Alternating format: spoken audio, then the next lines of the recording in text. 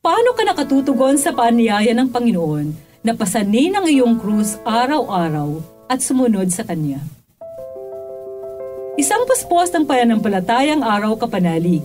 Nasa ika-22 linggo na tayo sa karaniwang panahon ng ating liturhiya.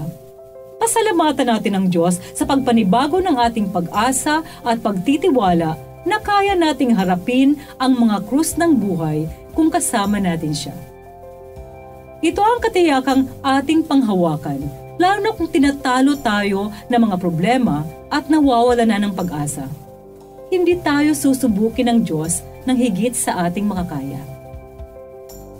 Ito po ang inyong lingkod, Sister Lines ng Daughters of St. Paul, na nag-aanyayang buksan na natin ang puso at isip sa paggabay ng banal na Espiritu upang maunawaan ang mensahe ng ating mabuting balita.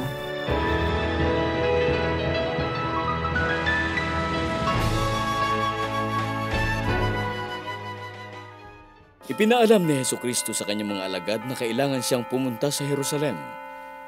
Pahihirapan siya ng mga matatanda ng mga Hudyo, ng mga punong pari at ng mga guro ng batas.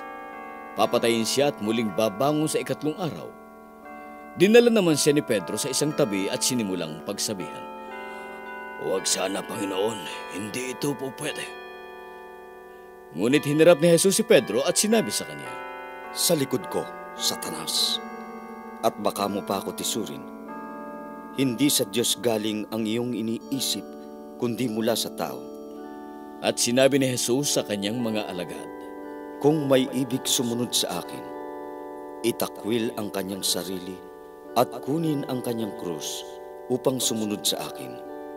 Sapagkat ang naghahangad ng magligtas ng kanyang sarili ang mawawalan nito, ngunit ang naghahangad na mawalan nito ang makakatagpo nito. Ano ang pakinabang ng tao, tubuin man niya ang buong daigdig, kung sarili naman niya ang mawala?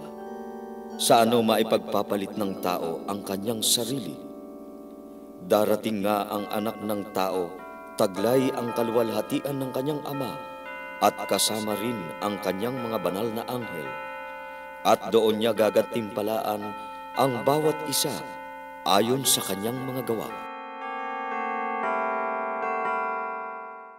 Sa ating mabuting balita ngayon, ipinahayag ni Jesus ang kanyang paghihirap, kamatayan at muling pagkabuhay sa kanyang mga alagad.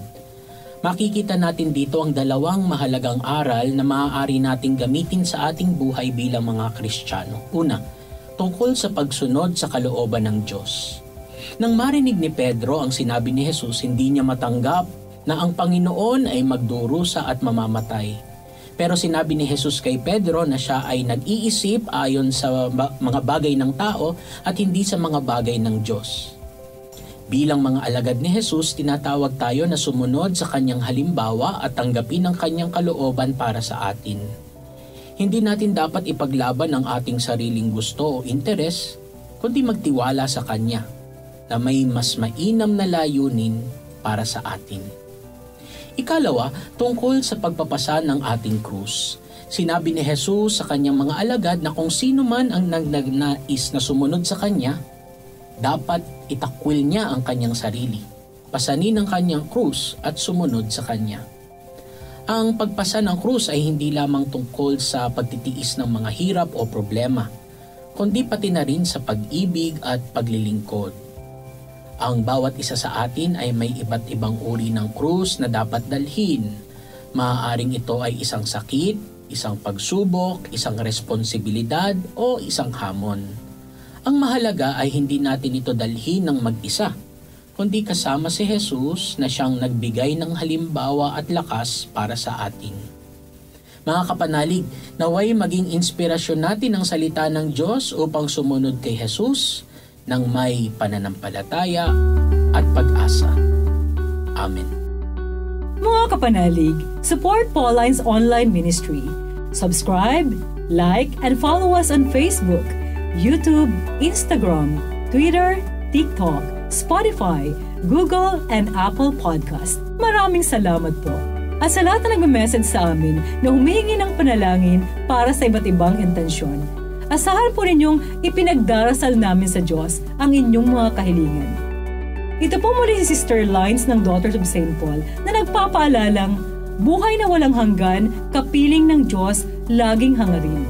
Upang paglalakbay natin sa mundo'y maging makabuluhan at mabunga tungo sa buhay na inaasam natin.